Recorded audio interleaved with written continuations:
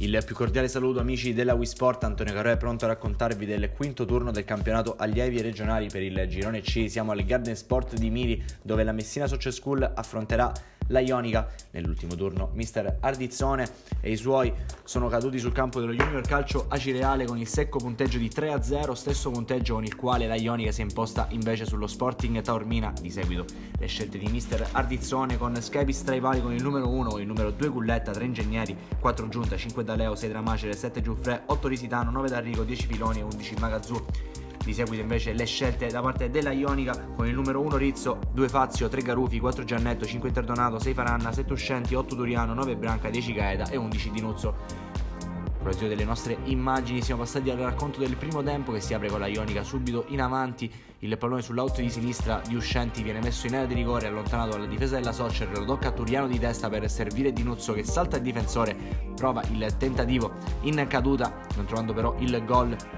Ancora l'asse Turiano-Dinuzzo che funziona, qui però fa gli straordinari Schepis e mette in calcio d'angolo, e solo però il preludio al gol che arriva poco dopo. Infatti da questo rinvio corto da parte di Tramacere a centro area c'è Turiano che trova il gol dell'1-0. Siamo al minuto 19 e cambia il parziale al Garden Sport di Mili. Adesso Messina Social School e Ionica sono sullo 0-1 grazie alla rete del centrocampista ospite. Ancora in avanti la Ionica con questo tentativo da parte di Gaeta, direttamente sul calcio di punizione. Per poco non sorprende Schepis, troverebbe anche il gol del 2-0 la Ionica se non fosse per la posizione irregolare da parte di Dinuzzo.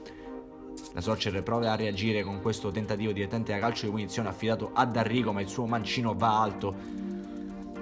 La Ionica sembra più concreta e meglio messa in campo, e arriva di lì a poco infatti il gol del 2-0 grazie a Uscenti, che tutto solo a tu per tu Schepis riesce a indovinare l'angolo basso per trovare il raddoppio dei suoi. Minuto 37 e la Ionica allunga sulla Soccer School. Adesso i gol di vantaggio sono 2 e allo scadere del primo tempo è D'Arrigo a provarci sul calcio di munizione, però Rizzo in parata plastica riesce a far sua la sfera. Arriverà il 15 fischio da parte del direttore di gara, che manda le due squadre al riposo. Una partita a senso unico fino a questo momento, che ha visto la Ionica praticamente dominare il campo nei confronti della Soccer School. Difficile che cambi l'inerzia nella seconda frazione. Nel frattempo escono Schepis e Tramacere nelle file della Social School ed entrano Picciolo e Ioli. Prova a correre ai ripari mister Ardizzone, ma è ancora una volta Dinuzzo a rendersi pericoloso e a impegnare il neoentrato Picciolo, che mette in calcio d'angolo.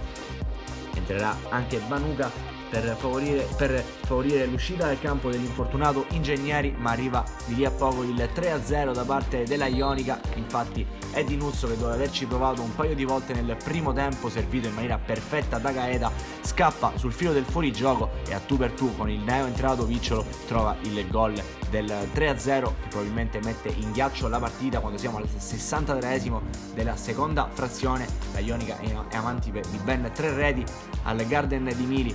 Continuano ad attaccare però quelli della Ionica, che sembrano non essere sazi. Ci prova anche il neoentrato Abate a impegnare il portiere. Poi un tentativo da parte della Messina Social School, finalmente in avanti con Giunta, che però favorisce l'intervento in due tempi da parte di Rizzo. Esce anche D'Arrigo per favorire ingressi in campo di 4-8, ma arriva il triplice fischio da parte del direttore di gara. Messina Social School 0, Ionica 3 in questo quinto turno del campionato allievi. E allora un cordiale saluto amici della Wii Sport da Antonio Caro e alla prossima.